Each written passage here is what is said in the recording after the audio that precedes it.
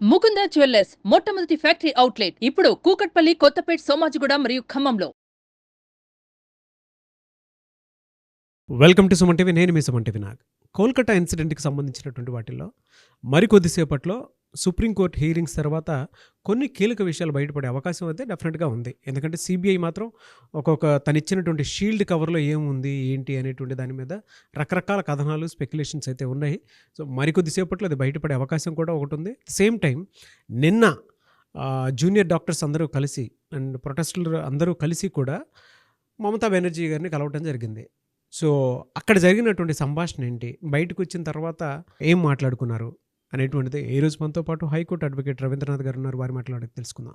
Hello sir. Hi అండి నాగరాజ్ గారు. మమతా బెనర్జీని కొంతమంది డాక్టర్స్ కలవటం జరిగింది. బయటకు వచ్చిన తర్వాత వారి సంభాషణ కనుక మనం వింటే అక్కడ చర్చలు ఏం జరిగాయని మనం భావించవచ్చు అంటారు?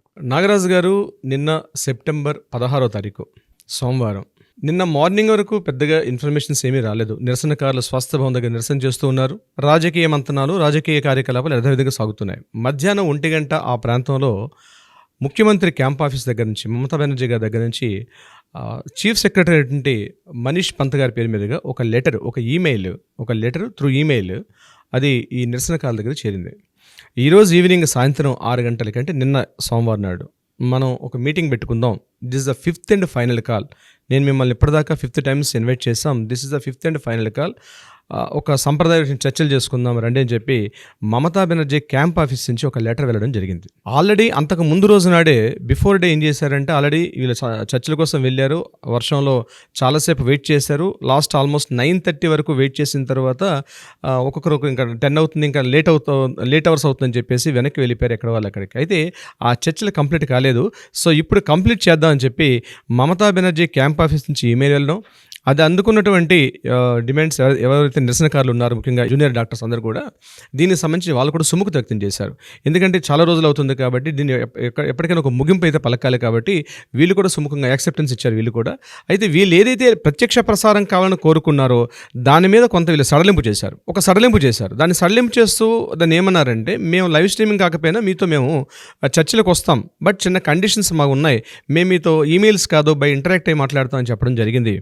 చెప్పిన తర్వాత ఈవినింగ్ అరౌండ్ 5 o'clockకి ఈ నిరసనకారులందరూ కూడా ముఖ్యమంత్రి గారు ఎక్కడైతే నివాసం ఉన్నటువంటి ఈ కాళీఘట్ ప్రాంతానికి చేరుకోవడం జరిగింది. 5 o'clock వెళ్ళిన తర్వాత వీళ్ళు ఒక 2 స్టెనోగ్రాఫర్స్ని తీసుకెళ్లారు. ఇంతకుముందు వీడియోగ్రాఫర్స్ని తీసుకెళ్లారు. ఇప్పుడేం చేశారంటే 2 స్టెనోగ్రాఫర్స్ని తీసుకెళ్లారు.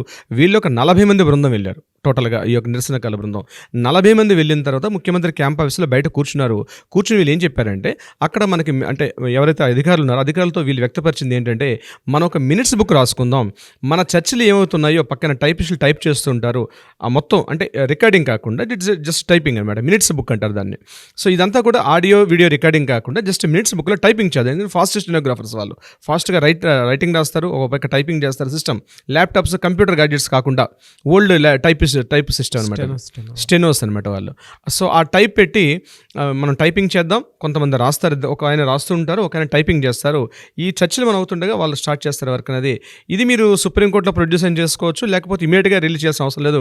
బట్ ఇదైతే మా సైడ్ నుంచి ప్రపోజల్ అని చెప్పడం జరిగింది మమతా బెనర్జీ గారి యొక్క అధికారుల బృందానికి. దీన్ని వాళ్ళు యాక్సెప్ట్ చేశారు. ఈవినింగ్ 5 గంటలు అనుకున్నటువంటి ఏదైతే ఈ డిస్కషన్ అనుకున్నారో ఆల్మోస్ట్ 7:30, 8 వరకు జరిగింది. 7:30 వరకు ఈ వెయిటింగ్ చేయడం జరిగింది.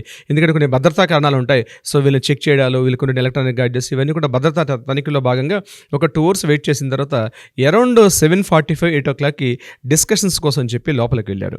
నిరసనకారులు వేలాది మంది ఈ కాళీఘట్ ప్రాంతాన్ని చేరుకున్నారు. చాలాసేపు వెయిట్ చేశారు. నిరసనకారు లోపలికి వెళ్ళిన తర్వాత మమతా బెనర్జీ గారితో సుమారుగా 2 గంటల పాటు ఒక చర్చ జరిగినాయి. అయితే ఈ 2 గంటల పాటు లోపల ఏం జరిగిందండి చాలా కుతూహలంగా చాలామంది వేలాది మంది నిరసనకారులు అయితేనేమి, electronic media, print media, total social media అందరూ కూడా బయట వెయిట్ చేశారు. 2 గంటల తర్వాత ఆ మీటింగ్ లోపల కంప్లీట్ చేశారు. ఆ మీటింగ్లో ముఖ్యమంత్రి గారితో పాటు అక్కడ సిఎస్ అంటే చీఫ్ సెక్రటరీ ఉన్నారు, హెల్త్ సెక్రటరీ ఉన్నారు, అట్ ద సేమ్ టైం ఒక హెల్త్ మినిస్టర్ కూడా ఉన్నారు. వీళ్ళందరూ ఆధ్వర్యంలో వాళ్ళొక బెంచ్లో ఉన్నారు. ఈ నిరసనకారులు ఒక 40 మంది కూడా వెళ్ళడం జరిగింది. 40 మంది కూడా మమతా బెనర్జీ గారి యొక్క కాళీఘట్లోని ఇంట్లో ఈ చర్చలు జరిగిన తర్వాత ఆఫ్టర్ 2 అవర్స్ తర్వాత నిరసనకారులు బయటకు వచ్చి కొంత పాజిటివ్ వేస్లో జరిగింది, ఈ చర్చలు పాజిటివ్గా ఉన్నాయి, బట్ ఇప్పుడు ఇమీడియట్గా మేము చర్చలో ఏం జరిగిందని ఇమీడియట్గా మేము రివీల్ చేయడం, కొన్ని గంటల్లో మీకు చేస్తామని చెప్పడం జరిగింది.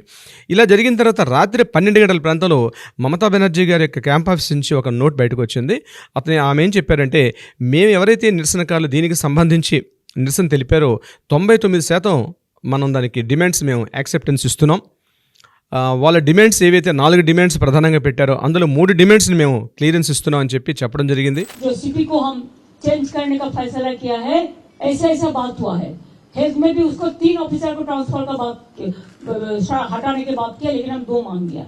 इससे ज्यादा हम क्या कर सकते हैं? हम 99% मान लिया. Out of this 4th demand, what is with us? We accepted 3 demands and we requested them to join the war so that commoners should not suffer. Okay. So ఇక్కడ మమతా బెనర్జీ గారు క్లియర్గా చెప్పారు, 99% ఎవరైతే నిరసనకారులు ఇచ్చినటువంటి స్టేట్మెంట్స్ మేమైతే డిమాండ్స్ని కంప్లీట్ చేస్తున్నాం, అయితే అధికారులను సస్పెండ్ చేసేది ఉంది. అయితే 2 పోలీసు అధికారులను సస్పెండ్ చేయమని చెప్పి అడిగారు.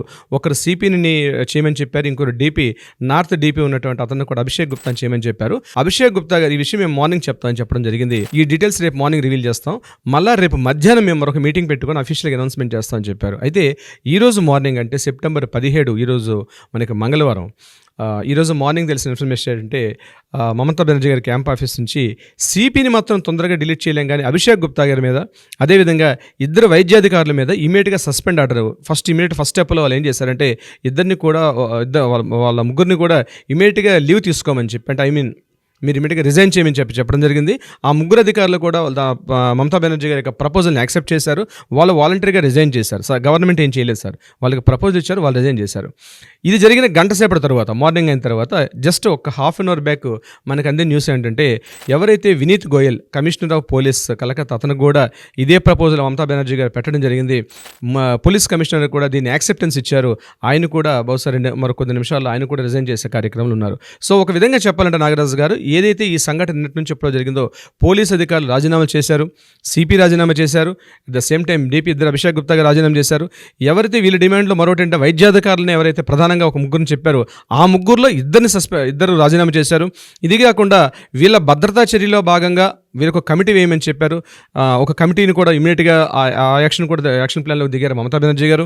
ఎట్ ద సేమ్ టైం అయితే నాగరాజు గారు, ఇందులో భాగంగా సుమారుగా వాళ్ళు ఏదైతే డిమాండ్స్ 4 డిమాండ్స్ ప్రభుత్వం ముందు పెట్టారో అందులో 3 డిమాండ్స్ ఆల్రెడీ సక్సెస్ సాధించారు. అయితే ఇక్కడ మనం ఒక విషయం తెలుసుకోవాలి, మమతా బెనర్జీ లాంటి ఒక మేరు పర్వతం కొంతమంది వైద్యాధికారులు చేసినటువంటి నిరసనలకు అంత తొందరగా ఆవిడ దిగి వచ్చిందంటే 36 రోజుల పాటు చేసినటువంటి ఏకైక కఠోర దీక్షకు ఫలితమే ఈరోజు ఆ నిరసనకారులు ఎవరైతే ఉన్నారో చేసినటువంటి ప్రతిఫలంగా చెప్పొచ్చు. ఇట్స్ ద రిజల్ట్ అని చెప్పొచ్చు. అయితే ఈ స్థాయికి ఎందుకు మమతా బెనర్జీ గారు రావడం జరిగింది, ఎందుకు ఆవిడ వీళ్ళ డిమాండ్స్ని యాక్సెప్టెన్స్కి ఇచ్చారంటే, నేను ఒక వీడియో క్లిప్ చేస్తాను. నిరసనకారులు వాళ్ళ వాయిస్ తెలుపుతూ ఏం మాట్లాడారు కూడా ఒక వాయిస్ విన్నాక నేను మీకు చెప్తాను.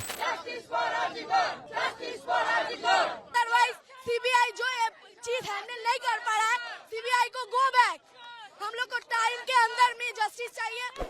33 दिन हो गया, अभी तक हम लोग को जस्टिस नहीं मिला. हम लोग को एक क्लियर जस्टिस चाहिए, विद इन टाइम के अंदर चाहिए, वरना हम लोग कॉन्स्टिट्यूशन अपने हाथ में ले लेंगे.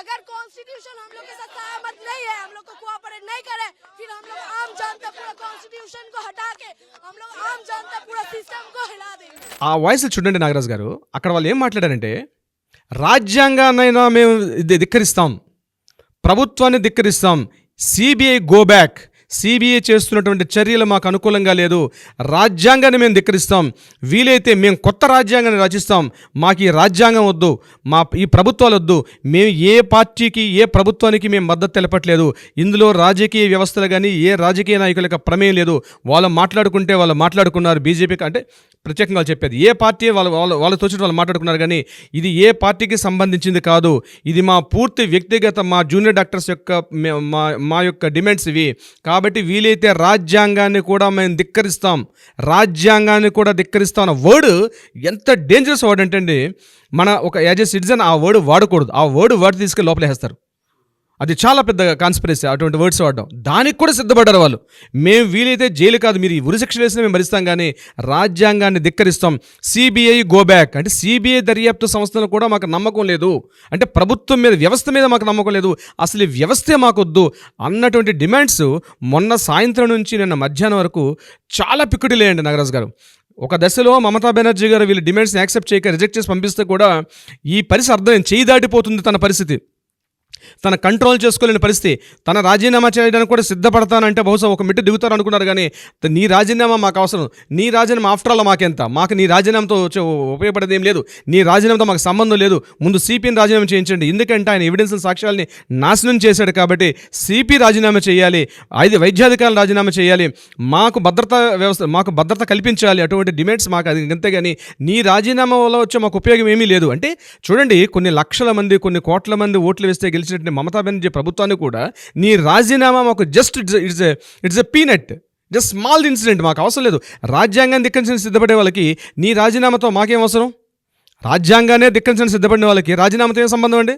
అవును. సో ఈ స్థాయికి ఎప్పుడైతే నిరసనకారుల యొక్క వాయిస్ పెరిగిందండి, ఆటోమేటిక్గా ఇక మమతా బెనర్జీకి పరిస్థితి దిక్కుతోచని పరిస్థితిలో, ఏమీ తోచని స్థితిలో చిట్ట చివరిగా కాళ్ళ బేరానికి వచ్చి నిన్న నిరసనకారుల యొక్క ఏదైతే డిమాండ్స్ ఉన్నాయో అందులో 99% ఒప్పుకుంటున్నాను, ఆమె వాయిస్లోనే మనం వింటున్నామని ఇప్పుడు జరిగిన వీడియోలు చూసామని, 99% వాళ్ళ డిమాండ్స్ని ఒప్పుకుంటారని గత్యంతరం లేని స్థితిలో, గతి లేని స్థితిలో మమతా బెనర్జీ గారు యాక్సెప్ట్ చేశారు. అయితే ఇప్పుడు ఎవరైతే అక్యూజ్డ్ సంజయ్ రాయ్ కావచ్చు, సందీప్ ఘోష్ కావచ్చు, ఈ వెనకాల ఎవరైతే ఇప్పుడు 12 మంది ఎవరైతే దీనికి సంబంధించి అరెస్ట్ చేశారో, బహుశా ఈరోజు ఇప్పుడు నడుస్తున్నటువంటి సుప్రీంకోర్టు యొక్క ట్రయల్స్లో భాగంగా ఇప్పుడు నెక్స్ట్ స్టెప్ ఏమవుతుంది మనం నెక్స్ట్ ఎపిసోడ్లో మాట్లాడదాం నాగరాజ్ గారు. డెఫినెట్గా అండి. ఏదేమైనా జూనియర్ డాక్టర్స్ ఒక పరంగా అంటే ఒక పాయింట్లో గెలిచారు అని చెప్పేసి చెప్పడంలో ఏమాత్రం సందేహం లేదు. 100% గెలిచారు. సో న్యాయం ఉంటుందండి, నిలబడుతుంది కూడా, అసలు డౌటే లేదు. చాలామంది అనుకుంటూ ఉంటారు, చూసేటుంటారు ఇంకెన్ని రోజులు అంటే దేనికైనా ఒక వ్యవస్థ ఉంటుంది, ఆ వ్యవస్థ ప్రకారమే చేయాల్సి ఉంటుంది. ఏదేమైనా we want justice, we demand justice. Anyways thank you so much Ravindranath garu. Thank you so much Nagaraj గారు.